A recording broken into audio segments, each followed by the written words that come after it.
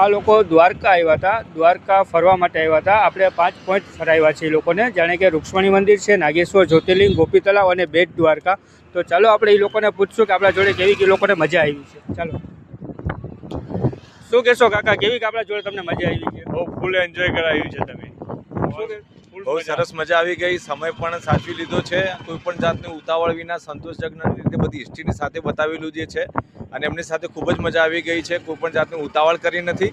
હવે next time તમે જ્યારે દ્વારકામાં બી ફરવા માટે આવી શકો તો ભાઈનો જ કોન્ટેક્ટ કરી શકો છો. તદ્દન વ્યાજબી દરે જે છે અને સમયને ધ્યાનમાં રાખી અને એક પોઈન્ટ ખૂબ જ સારી રીતે સમજાવે છે અને આપણને ફરવા માટે ફેમિલી સાથે એમને આપણને પૂરતો સમય પણ આપે છે અને જરા પણ ઉતાવળ કરી શકતા નથી.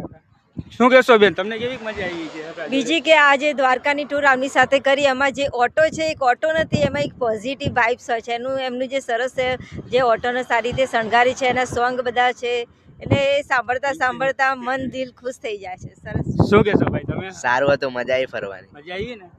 શું કહેશો બેન તમે? બસ સારું હતું, મજા આવી ફરવાની. તો ત્યારથી કહી દો એક વખત જય દ્વારકા.